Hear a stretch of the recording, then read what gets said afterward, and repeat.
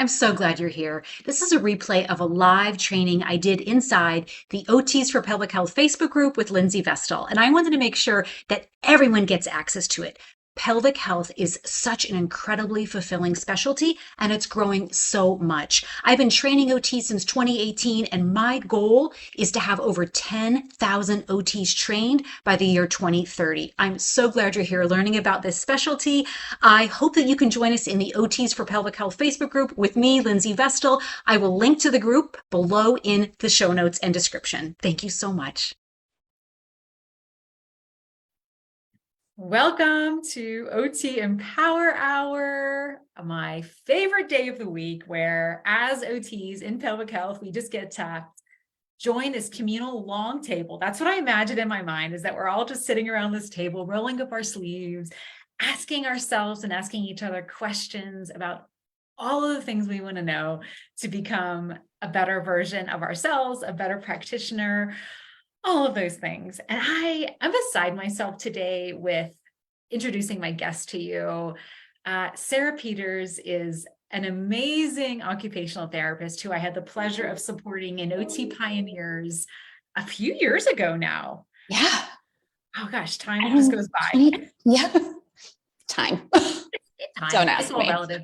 But you were an incredible member of that particular cohort, and I loved your questions. Especially, you had a very strong interest in supporting clients who have gone through hysterectomy. So our title today is Hysterectomy Recovery, and there's that train. There's the train. All good. We live close to a train station too, so I actually love the sound of a train. It's very comforting for me. I'm in an old building too, so the floors vibrate, and I don't hate it. Well, you're in your office right now, right? I am. Fantastic. I am. We'll talk more about that. I love that. She's in an incredible space. If you haven't followed her on IG, you need to check her out because she has the most incredible content on IG. So today we are talking all about hysterectomy recovery and reclaiming connections to our body. And Sarah is an occupational therapist and yoga teacher in private practice in Madison, Wisconsin. Sarah supports people reclaiming a connection to their bodies after trauma, and she has a special interest in pelvic health, mental health, and all things related to the nervous system. She's my soul sister. Just that bio, I'm like, yes, this is great. This is going to be a great conversation. So before we get started, I always love kicking off OT Empower Hours with an icebreaker question. It lets us know you're here because the Facebook algorithm is super weird. And it also it inspires us to know you're here. And also when you ask your questions, but also on replay, I do a review of all our OT Empower Hour topics because we've been doing them for over 2.5 years now. And I look for trends on where people are really invested and interested so I can plan better and more enriching content for you all. So if this is something you are interested in, put a comment in the replay and I'll make it easy for you by asking an icebreaker question. And Sarah, I'm asking you first. Okay. All right. Here's my question for you. What is your favorite, and I probably have asked this before, okay, like let's be honest. I can only come up with so many new questions on these things.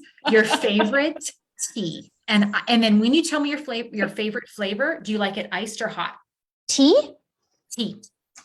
Peppermint. That is actually really peppermint ginger. I want peppermint ginger. My favorite is Allegro tea makes something called Happy Tummy as peppermint and ginger, and it's my favorite. Oh my gosh, I love that. I was literally typing in peppermint for myself right when you said that. I told you we were soul sisters. Just another reason. But I'm gonna add Happy Tummy to my list because the combination of peppermint and ginger sounds amazing. Look, all right. I have it right here. It's like in my little sponsor. There we go. I'm going to do a screenshot so I can remember this next time I go to the grocery store. I love it. All right, everyone joining us, let us know your favorite tea and if it's hot or iced. I put iced. What's yours, Sarah? Hot. Okay. I'm just going to put that in there for you. All right. So let us know your favorite tea and hot or iced. Okay. So I got to jump in my first question because I've got so many things I want to chat with you about today. My first question for you is, as I mentioned, you and I share a really deep connection through our love of all things pelvic and trauma and nervous system.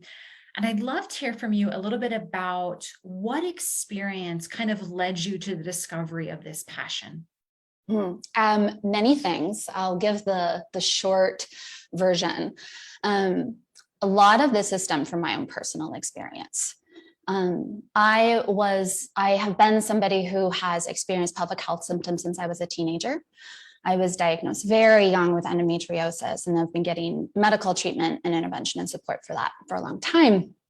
But then my work as an OT and how those worlds started to come together was my own experience. Lindsey knows this about me. I've shared this, and I share it very openly. I live with PTSD.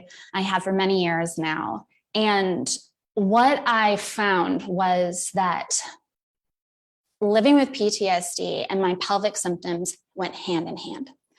And in the supports that I was getting or looking for, it felt very divided. I would go to a pelvic health therapist and they would send me to mental health. Mental health would do some biofeedback, they do breath work. We did EMDR, we did these things. Wonderful, helpful, absolutely. But there wasn't a merging together that was happening. There wasn't an integration that was happening. And my experience with pelvic health therapy was that every single experience I had, they didn't understand or didn't even talk to me about the nervous system. But my background so much was very rich in sensory integration work. And all of the clients that I was getting in the sensory integration work I was doing was attachment and trauma.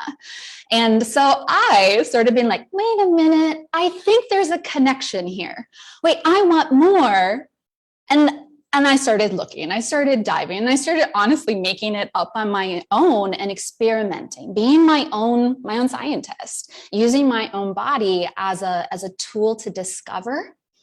And once I really, I think at the height where I realized that, yeah, I can do this. This is within our domain. Because at first I was unsure about that. And this was, again, many years ago. About 10 years ago, maybe not even that long, I was taking a class with Jane Clapp. And if you don't know who she is, she's just brilliant somatic therapist. And she was doing, I was doing movement for trauma with her. And she had offered a separate course around trauma and pelvic health. And she had brought in a pelvic health therapist. So we got somatics and pelvic health. And I was like, ding, ding, ding. Here it is. Why the hell aren't OTs doing this? We are perfect for this work. And so that's what sent it down that route for me. And then what was the cherry on top was when I had my hysterectomy. So I'm very young to have a hysterectomy. It's a long time coming. But when I had my hysterectomy, my PTSD symptoms went through the roof. And I struggled to find somebody who knew how to support that and knew how to help me navigate that world. And I'm one of those people, and I've shared this with Lindsey, I'm one of those people when I see that there's a need, like, okay, well, let's figure that out. Let's understand it. Let's dive in. And because I cannot be the only one who's saying, hey, I need this, and it doesn't exist right now in my community and where I'm from or where I live. So I said it was going to be a short answer, and it wasn't. I think actually it probably was. I bet there's so much more. So that was beautiful. It really helped us. It helped frame us and help us give us a sense. And thank you for sharing that vulnerability with us. You know, this is we're at 5,000 now on this Facebook group, which is just incredible. But I know that this group is so supportive and it's such a safe space. It's really what we cultivate and just what this group is. So thank you for feeling comfortable and sharing that with us. We really appreciate that. Regarding your hysterectomy, because I know that's a big focus of ours today and a big focus of yours, especially given what you just shared with us regarding that. I know you went to pelvic health PT after that, after your surgery. Would you mind sharing a little bit of your experience with us there? Yeah. So can I back it up a little bit? Please. So when I was going through the process of the decision of what the next right plan was for me, I had spoken to my doctor. And when we were talking about the plan for surgery and after surgery, because I had a lot of concerns given my history and my medical history and just my life history. And when I asked, how soon can I start therapy? How long should I wait before I start? Her answer to me was, well, we don't recommend it unless you need it. And I remember having a, are you kidding me moment, disbelief and frustration. But at that point, there were so many things going on that I was like, okay, I'll advocate for myself when that time comes. But then I live in a town where we are surrounded by HMOs. And so medical system or private pay or the HMO system or private pay are the majority of what we have in the town we live in Madison. And the wait for getting in to the medical system is very long here. And I had been through that treatment and I knew that wasn't right for me. And so I started searching for pelvic health because I knew I could not be my own therapist. I knew I'm part of it, of course, but I didn't want to, and I knew that wasn't best for me. And I started looking, and everything that was coming up was pelvic health for people who were really passionate and interested in postpartum care. And I love that. There's such a need for that. And there is so much more need beyond that as well. And so I struggled in finding the fit for me, or it didn't feel like that's what they do. And I was so lucky to find somebody who understood and treated from a very holistic model. But in my time with her, she listened and received me well when I said, we tried internal work. And I know from my history, and I tried with her thinking I was in a place for this. I wasn't. My body froze. My body guarded 100% of the time. And then I had this rebound effect afterwards. And so because she's so lovely and open, I was talking to her about that. And she recognized it, but she didn't know what to do with it. And I love her for that. I love for her that says, this is what I do well. And here's the thing, Sarah, you understand more about the nervous system than I do. So I need your help with this as we navigate this together. So we've been essentially, it feels like I'm co-treating, but that was the closest bridge that I found. But she honored it. She knew it was a need. She was doing her own research around it, but that's not the work that she did. And I don't know anybody in my community that does. And again, there are so many reasons why having this approach around understanding what bodies need in order to be able to receive the care. Does that make sense? Mm-hmm. So we can have all these wonderful tricks in our toolbox, but having the right key for the right door is where the magic, I think, happens. And that was something I just kept bumping up against. And that's where, again, there was just this green light for me as a practitioner that says, there's another way. Mm-hmm. And there's another way that I think people need, that people receive really well, because I have the clients to establish that. But it's getting the word out there. I think it's spreading the word that there's more than internal work. There's more than the biomedical approach to supporting people and supporting what bodies need, and not just this body part, but our whole body. Our whole system, because it was so interesting I remember candidly, there was this one session And very early on, I'm a breath holder by default. And when we were doing work, as soon as, like, if I started talking or she asked me a question, I would lose connection with my breath every time. And so her answer to this was ask me to stop talking. And then I kindly said to her afterwards, I was processing, I was like, I totally get that. Yes, I got to get out of my head, land back in my body, 100%. And can you support my body and me in learning how to talk and breathe?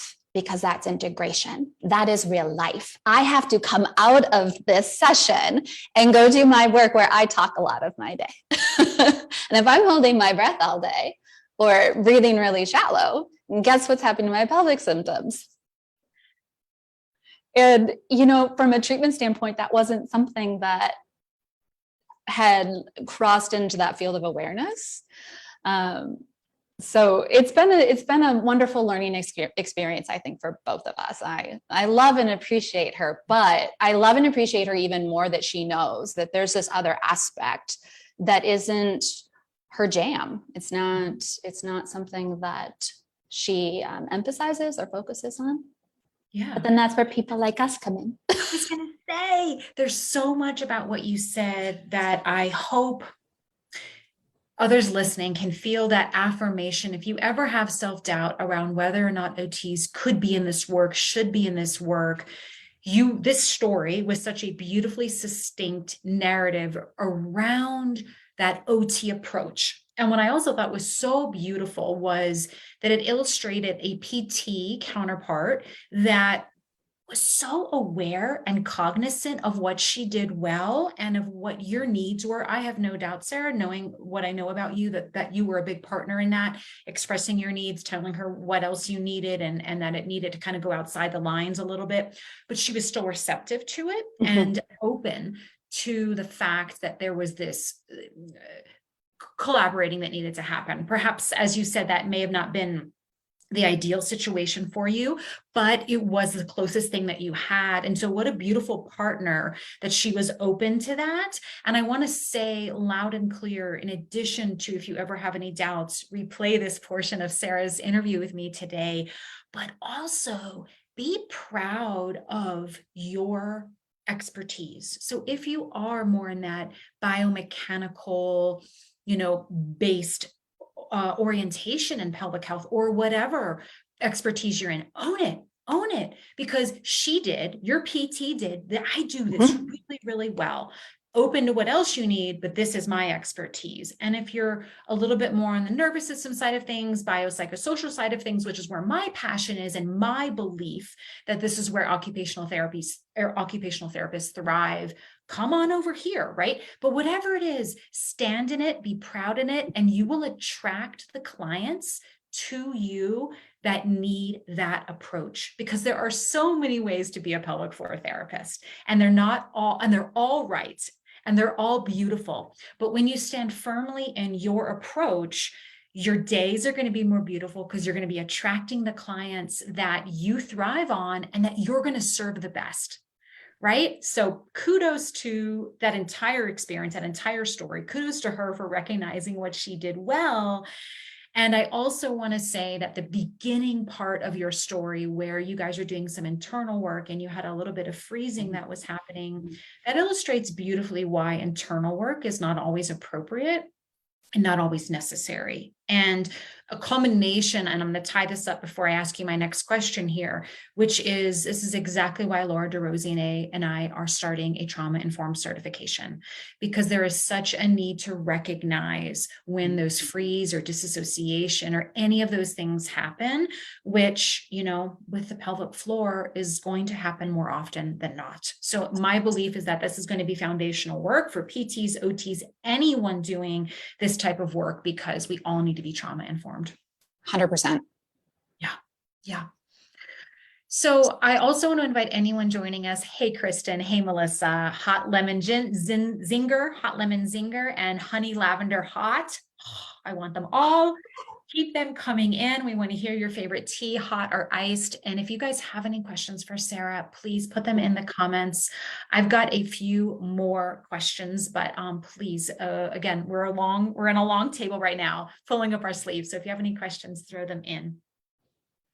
I have one particular question that really stands out for me, Sarah, listening to your story. And that is, when you were talking with your PT, you shared with me that she shared with you that she feels like OTs are the absolute best at creating visuals, stories, and imagery that really supports a person in connecting to their experiences with meaning. Mm-hmm. Can you tell us a little bit more about an experience that you have had that where you felt this in your own life? Yeah. So the one that comes up to me, and she oftentimes, because I think everybody here, I'm going to guess, and everybody's here, if you've had your own pelvic health treatment, you have heard somebody say, imagine a golden light, right? Have you heard this? It's common, and I think effective for many people. And I said to her, I was like, that's not even the color. It's not even close. Here's what I think it is. This is what it feels like to me. So I became my own narrator of my story and my experience. And I think as therapists, right, we try to give people words for this. And afterwards, I told her, I said, here's what I think. It feels like it's a gated pond. Or a gated body of water, and it is locked under many padlocks. And it feels really dark, maybe a dark blue if I even got beyond black. And I said, that is the energy. That is the visual that comes up in my mind. And we started talking about it. And then I used that story to describe what I was feeling. And I went with it. And then we talked about, okay, we've got the gate open. Okay, can we start to have some ripples in the water? And I just went with it, right? I started becoming a storyteller, because have you met an OT who's not a storyteller? I think we're all really, really good at this. And she paused and she said, go with whatever feels right for you. OTs are my favorite at describing what it is that is going on in somebody's experience. And again, I love that she opened it. And so then she started, okay, if you had to give that a color, what would it be? And, we stayed with that for a while, but then I was like, and now what? And now what? Water needs to flow. Okay, where is this water flowing to?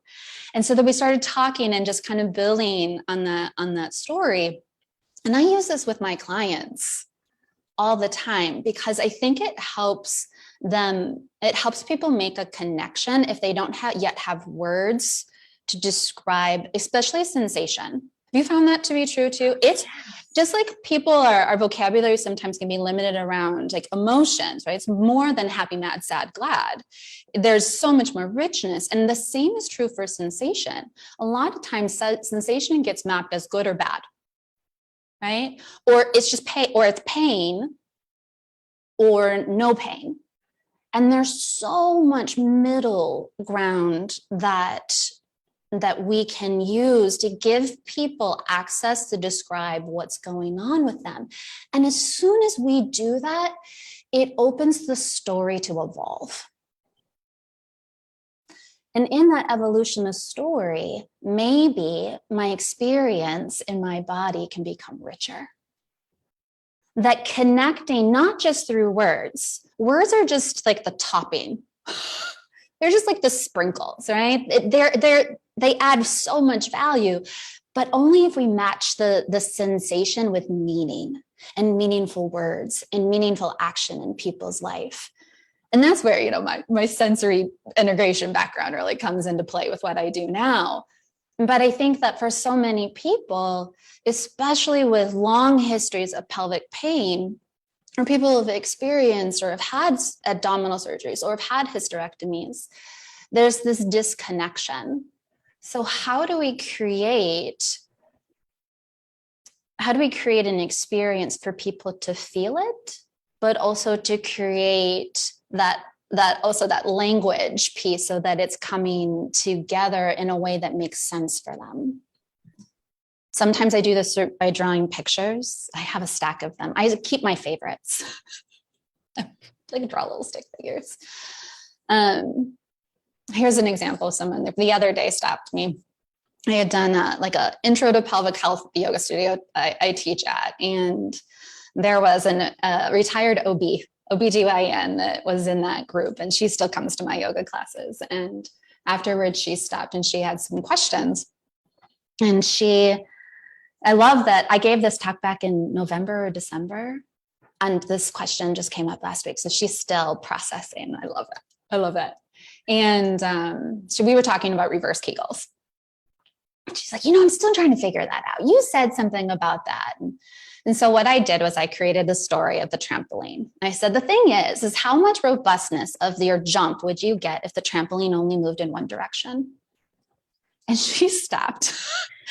And she goes, oh, that makes so much sense. And so all I did was like, if we describe something, somebody can create a visual around, then all of a sudden that's what she was like, there's the light. She found it. I was like, okay, now go play with that. Talk again. But creating a connection, whether it's an experience we have or something that we can easily visualize. Now, not everybody thinks in pictures or can create that visual, but understanding that as adults, or if you're working with children too, that we all have that different style of learning. But regardless of the style of learning, how do we match somebody's experience of felt sensation and apply something that you can't see? Because that's what makes it so hard, I think, to feel, or we've numbed out for X, Y, and Z reasons. But then when we create a visual that somebody can easily pull into, they can then imagine that in their body. Or we create a sensation that allows them to feel it.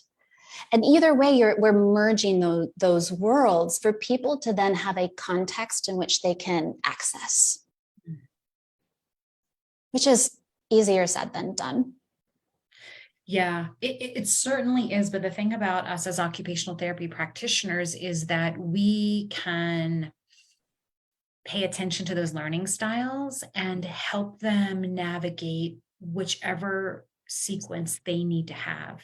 Yeah. So for instance, I would give my clients a handout of beyond the mad, sad, glad words, right? So all those nuances, and I would give them this handout and kind of go, just like simmer with these words. And so many of them were new parents and maybe had toddlers. So they would often, also bring it into their family and into the family vocabulary as ways to express all of those various feelings that we have that aren't just here or here, right? So I found that for my audience living in New York City, that sort of intellectual first orientation of like, wow, I've got this bank of words to choose from was a great entry point. And then from there, if it felt right, we would go into more somatic stuff and sensations and colors and all of those things. And sometimes with others, it was more appropriate to start with the sensations and the somatics and then go to the more intellectual, heady words that would ripple over into their lives with their partner, with their children, with their colleagues. But I love that. And you highlighted so many aspects of occupational therapists that make this work so rich and beautiful for us. So thank you. I loved that. You're welcome. I have to tell you this really quick story. I promise to keep it quick. I have a client right now. It's I get a lot of complex clients. I'm up for the challenge 100% of the time. And one of the things that keeps coming up is I have this pain. She has this tailbone pain. She has this pain. She has a lot of struggles around constipation.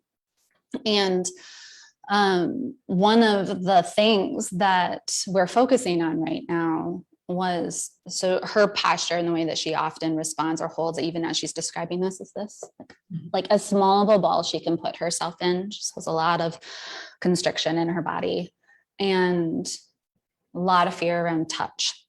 I was like, okay, well, if we know anything about tactile receptors and we know anything about proprioception and interoception, we've got to go there if we're going to support also these symptoms she has around constipation. So her homework it was just this last week, her homework is to, as she's touching things, to describe what she feels in her. And I said, I don't care what you use to touch. It could be your elbow. It could be your hand. Your hand has obviously more receptors. I don't care what you use. But when you pick that up or you touch that, does it feel heavy? Does it feel cold? Does it feel warm? Does it feel smooth, rough, bumpy? And that's her homework. And it gives her an opportunity to practice and get curious around this container that is her body, that is in her words is very prickly. Well, and if we want to help somebody feel the internal landscape of their body, we have to be able to help them from the outside in too. Yeah. That very quickly reminds me of, this is the thing we do, Sarah. We go story after we, like the OT Empower Hour now turned into a 5-hour marathon. No, I'm just kidding. No, I love it. It reminds me of when I had my first baby, which she just turned 11 a couple of days ago. So you're bringing back. Thank you.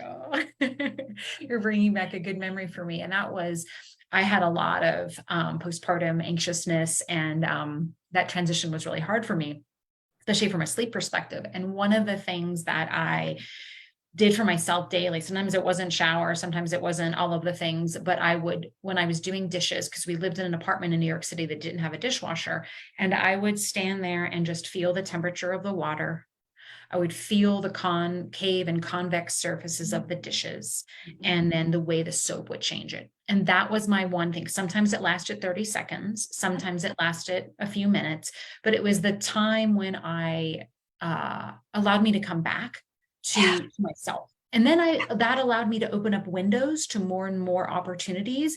But it was just like, that was that trigger every time, because I was washing dishes all the time, especially bottles. And that was that one escape or sensory grounding experience that gave me that chance to come back to the present and not think about all of the things that my anxious mind was projecting regarding my brand new, beautiful baby. Yes. Because that's how, when we teach people how to put it into their everyday life, and what that teaches is, whether it's in 5-second increments, 30-second, 1 minute, whatever it is an opportunity to experience whatever you're experiencing in that single moment.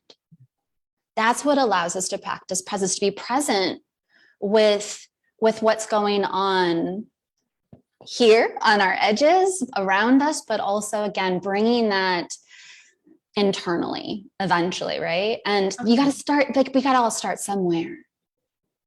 And I think that, again, it's kind of like walking through that door. I'm like, okay, that's a door I can walk through. That I have a key to. That I can access. Okay, that's our entry point. And then we go from there. We go from there. Carolyn is joining us, and she says that she's seeing the majority of bowel dysfunction patients, which comes in waves. And I see a lot of tailbone pain / chronic constipation. And these interventions you just mentioned are going to be very helpful to her. Good. Awesome. Reach out anytime if you want to geek out on any other ideas. Yeah, absolutely. So if anyone has any questions, this will be my last call for questions. Of course, Sarah is a really active member of our group, so if questions come in during the replay, I'm sure we'll see them. But keep the questions coming in while we've got her live if you're interested. And my last question for you, Sarah, is, what part of the experience that you had around your hysterectomy kind of still is with you in a way that helps motivate you and think about others around you and not maybe around you who may be experiencing a hysterectomy? What do you hope for them? I hope more than anything that we can learn and feel resourced in supporting our bodies in the season that they are in right now. I had reached out to and had an exchange with Lauren O'Hayan, who I think many on here know. I learned about Lauren through you, Lindsey, and I've fallen in love. And I had asked her a question, and she had given this analogy or given the story around the suspension bridge around prolapse symptoms. And I had asked her, I was like, well, what does that mean for the suspension bridge after hysterectomy? Because that's where I'm at right now. Because what happens when one of those supports is taken out, right, is removed? Can that bridge ever find stability again? And she said something to me that has not left me. It still, I think, enters my mind on a daily basis. And she said to me, the thing is that yes, you can, that suspension bridge can still be strong and can still be stable. We just have to learn how to support it in a different way. And that we learn to manage it now in a different way. I think that after, before the hysterectomy and after the hysterectomy, it had this question, like, well, what happens to that space? Like, what happens to the fascia? What happens to, I'm a question asker. And there was just not answers that were making sense to me. When she gave me that story, all right, when she gave me that, I was able to work with that I can feel and sense that connection versus being, I would say that so much like those of us who live or experience fear around prolapse, that I would say that my experience with the hysterectomy and prolapse, the fear was felt very, very similar around that, this unknown of what does this mean for me? I'm so young. What does this mean for me as my hormones continue to change and as my body continues to evolve? And that moment of hope that I know that I'm going to be okay. That I know there are things that I just have to proactively put in place. And I am so grateful that I'm resourced with the knowledge to know it and to live it. And I want everyone to have access to that. I want everybody to know that they too can feel that and know that and match those two together. Because with that, we can continue to access our vitality. We can continue to access the energy to do what it is that we love, right? That I can still do my yoga practice. Absolutely. It's changed 100%. Do I still love it just as much? No doubt. Right? Or hiking. I mean, those are the things. Really, I love physical activity. And for a period of time, right, there was a lot of fear around, am I hurting myself? Is this okay? My symptoms go up when I do this. But here's the thing, the more we know and the more I can connect, the more I know what my body needs, but I also know what my mind needs too. And like matching those two, I think is just so unbelievably powerful, that there are ways to do this. And there's ways that we can do this proactively. And even if you've been living with these symptoms for years, it's never too late. It's never too late. It's never too late to come back in connection with your body. And it is never too late to learn how to support your body with whatever, I like that phrase, whatever season of life you're in right now. Because the seasons are going to keep changing. But having those resources and having those tools allows us to navigate them, that allows us to adjust to those changes that are going on around us, but within us. And I think that's how it all comes together. So much hope and so much optimism in what you're sharing. And I love that. I love that for us to impart with our clients. I love that us here sharing this conversation with the people joining us live, with the replay. It is such a powerful message. And this idea of a season really resonates with me.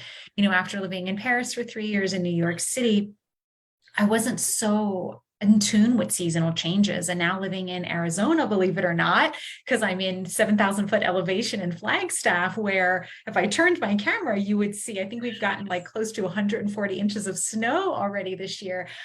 I am really loving these seasons and being anchored to them. And I haven't shared this before, but I grew up in South Florida, where seasons were also perpetually summer. So I am really enjoying in my 40s being closer to nature and seeing witness of seasonal change, because a big city doesn't always allow you to do that. So I'm anchoring into that idea of seasons and what it means for me as a practitioner and as a human being and as a woman and as a mother and all of the things. So Sarah, I am so grateful for your time and your enthusiasm and your wisdom.